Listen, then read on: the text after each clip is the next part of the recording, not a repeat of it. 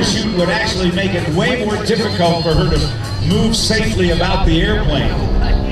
So she's hanging on with just her strength, riding that javelin strut as they reach speeds of over 110 miles an hour, maybe even 120.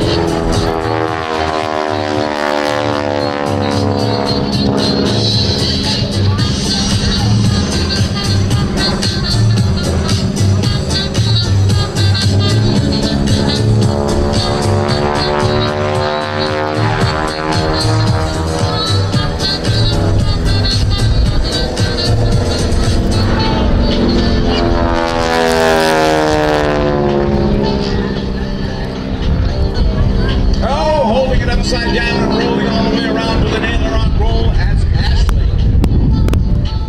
enjoys today. On Thursday, the weather was very cold and kind of damp, and we had some problems that day. Not everybody could fly, and we decided that we didn't want Ashley and Greg to go up because Ashley would feel the rain and it would sting like bees hitting her one right after another. Oh, what a great shot that is with the moon right behind him. Oh, fun.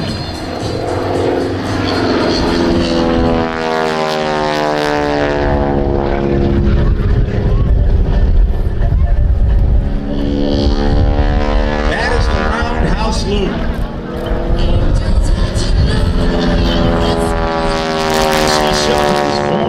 In Tulsa, Oklahoma, and her passion for aviation started at an early age, building and flying model airplanes with her dad.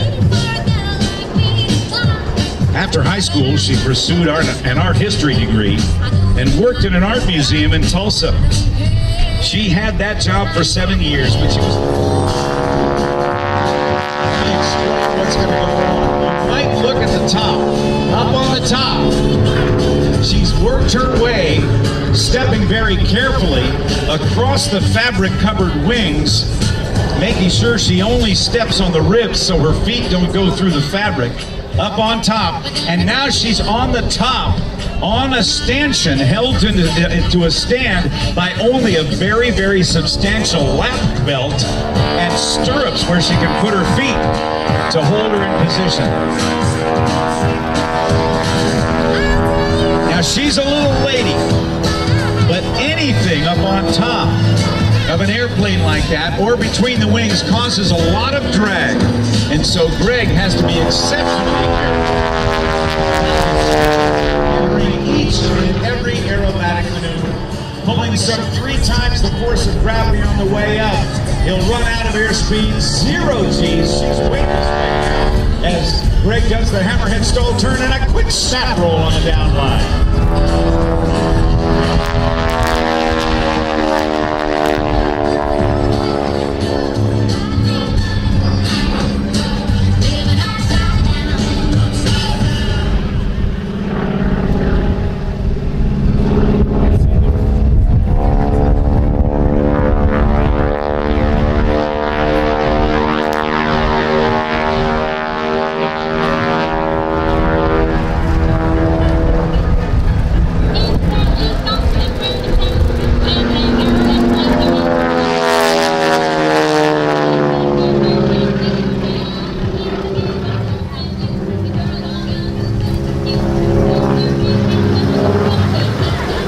Shelton has an unbelievable view of Florida right now and the whole Pensacola area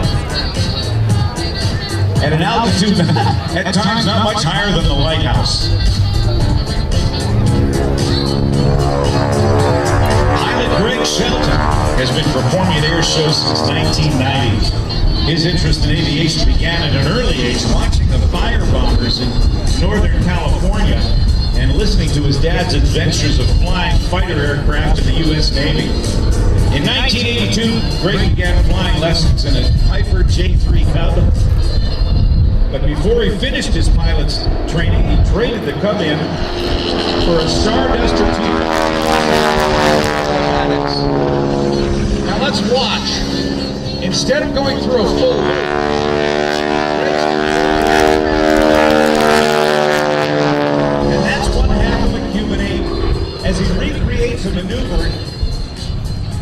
was invented by accident back in 1936 at the Miami Air Races.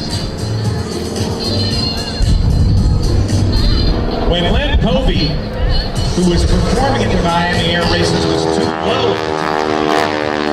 rather than try to pull out of it and potentially make a smoking hole in the ground, he rolled out after 5/8 of a loop and did the same thing in the opposite direction, just like Greg and Ashley just did. Nobody had ever seen the maneuver, but it traced a figure 8 lying on its side in the sky. And he was also training Batista's Cuban Air Force pilots to fly aerobatics. And when he landed, they asked him what the name of the maneuver was, and he replied, Ocho Cubano, Cuban 8, and the name stuck. Watch this, stopping every 90 degrees. Now this whips Ashley violently every time he stops the airplane. She's got to be in tremendous physical shape, and she is.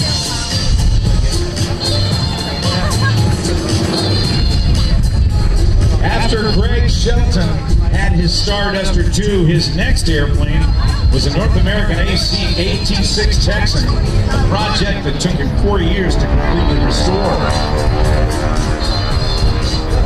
He performed at air shows in a Yak 52 trainer, then a Yak 55, and then he got the Super Stearman.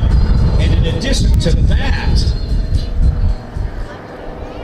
Greg Shelton acquired a World War II Grumman design and General Motors build. And Greg is considered one of the best warbird aerobatic pilots in the country today. She's waving at you, everybody. Give Ashley Shelton a big wave.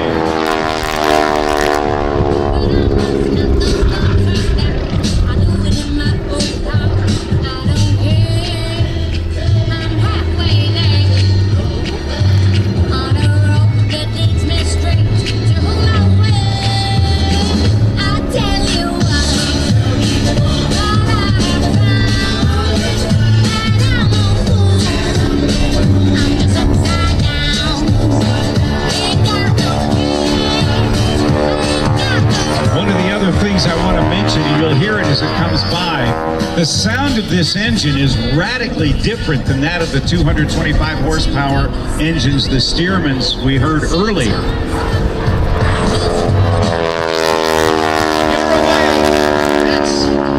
Here she goes. That's not only the sound of the growl of the 450 horsepower motor, but the sound of the propeller tips going supersonic at about 2,250 revolutions per minute.